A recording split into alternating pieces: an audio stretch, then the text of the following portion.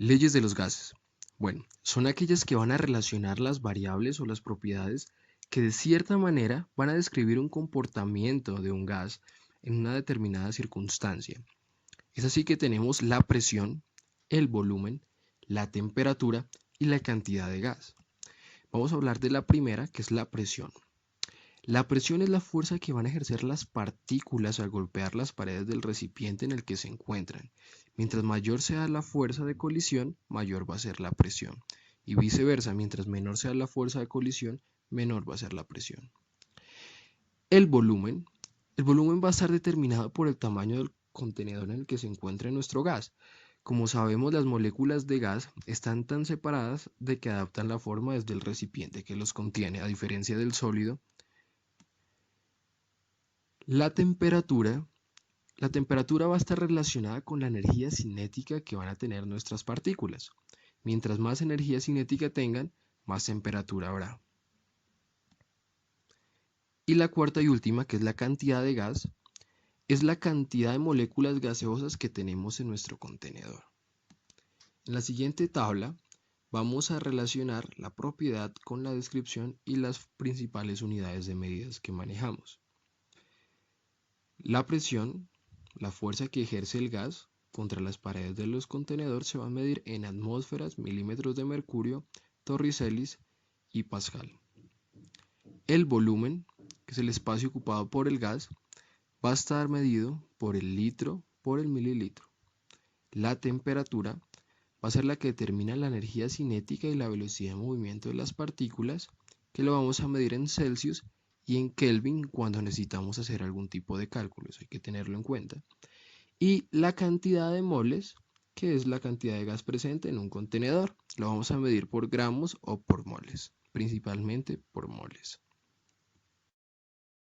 Bueno, ya con las propiedades claras vamos a relacionarlas en las leyes. La primera ley es la ley de Boyle, que dice que el volumen de un gas cambia inversamente con la presión del gas si no hay ni cambio ni en la cantidad ni en la temperatura.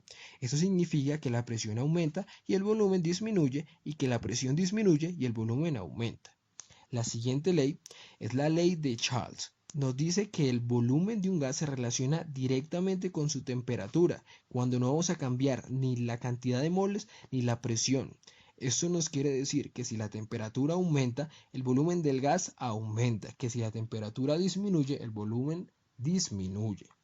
La siguiente ley, la ley de Gay-Lussac, nos dice que la presión de un gas se relaciona directamente con su temperatura. Esto significa que un aumento en la temperatura aumenta la presión, y una disminución de la temperatura es una disminución en la presión.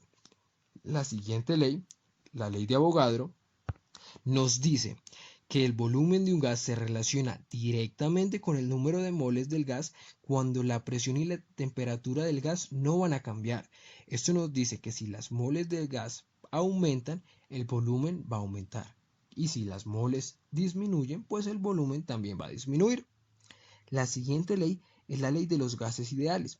Esta ley nos va a relacionar nuestras cuatro propiedades, lo que es la presión, el volumen, la cantidad de mol y la temperatura. A su vez, nos va a dar una constante que va a ser 0.082. Hay que tener en cuenta de que para ciertos problemas hay que tener el TPE, que es la temperatura y la presión estándar. Esta es 273 Kelvin y una atmósfera. La siguiente ley es la ley de presiones parciales, que dice que en una mezcla de dos o más gases, la presión total va a ser la suma de las presiones parciales de los gases. La presión del gas 1 más la presión del gas 2, igual así sucesivamente de acuerdo a la cantidad que haya, nos va a dar la presión total. Ya habiendo visto todas estas leyes, cerraríamos el tema de lo que es las leyes de los gases.